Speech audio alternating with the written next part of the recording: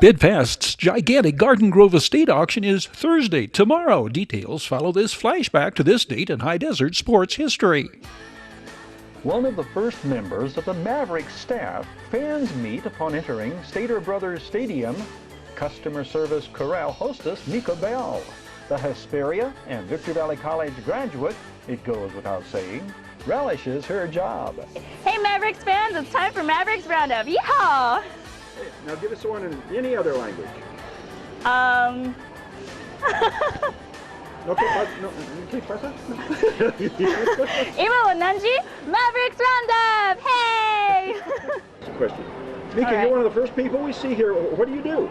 I help out people, greet them, say, hi guys, welcome to Mavericks Stadium, and I ask them if they need any help finding their seats or any questions they may have. I direct them to where they need to go, answer all their questions, tell them a little bit about the stadium, and I'm just here, friendly smell.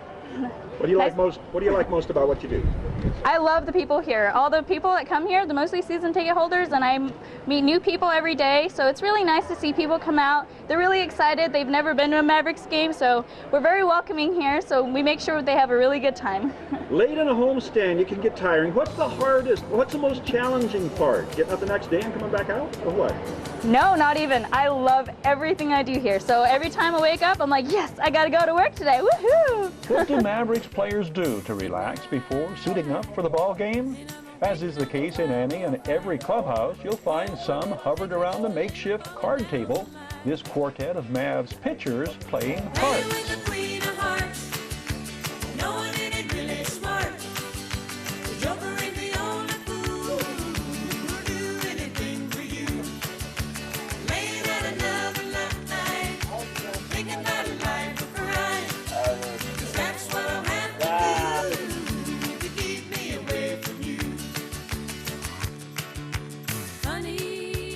What do Mavericks players do to relax before suiting up for the ball game? Jim Gilheany on the mound an hour and a half later this day, he's putting the shears to fellow pitcher Jose Jimenez. Gilheany began cutting hair in high school, using two younger brothers as guinea pigs. His college roommate's dad, a skilled professional barber, taught Gilheany tricks of the trade. Gilly's been clipping and trimming teammates ever since. Gilheany's performance later that day, mixing his 82-mile-an-hour cutter with his 90-mile-an-hour plus heater as effectively as he uses the comb and clipper. Gilheany won his fifth, setting down 7 by way of the strikeout route in the process.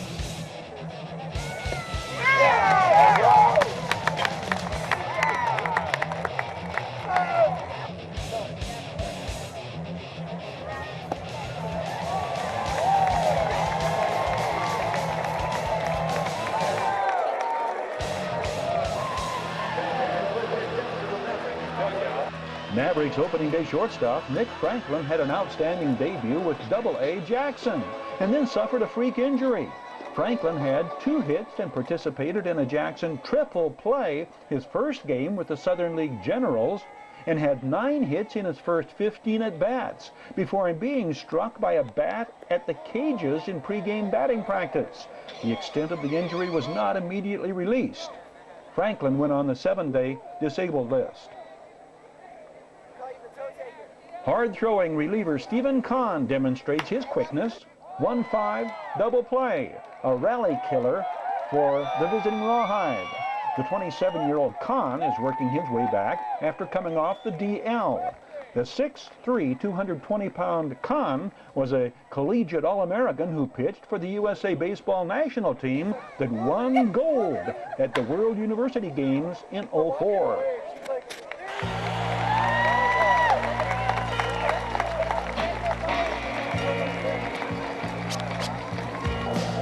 Danny Almonte carried his hot to start the second half hitting onto the road. Almonte powered a pair of home runs in a June 28th contest in Lancaster, giving him 11 on the year. Both of these latest came from the left side of the plate for the Mavs switch-hitting center fielder.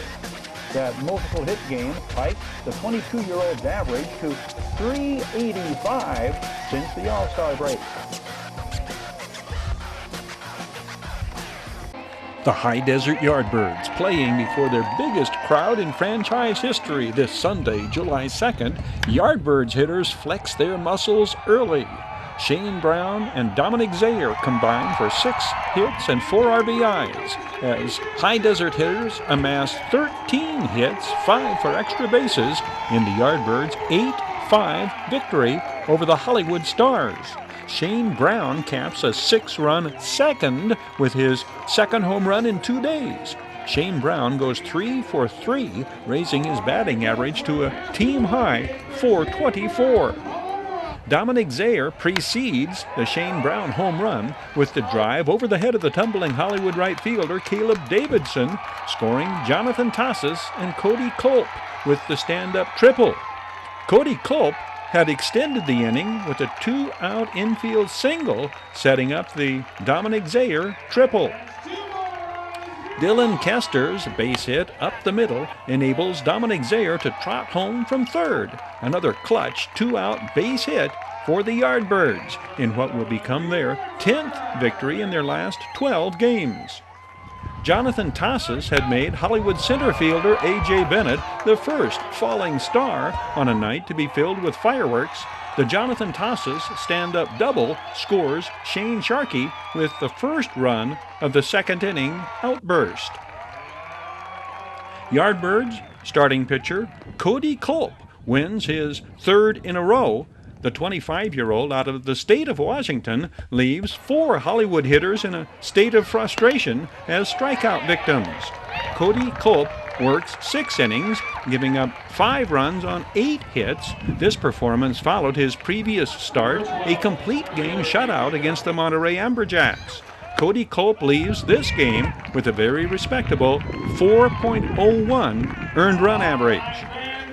The eventual 8-5 triumph is High Desert's 23rd in 38 games, trailing Pecos League Pacific Division leading Tucson at 26-9 and the Bakersfield Train Robbers at 25-12.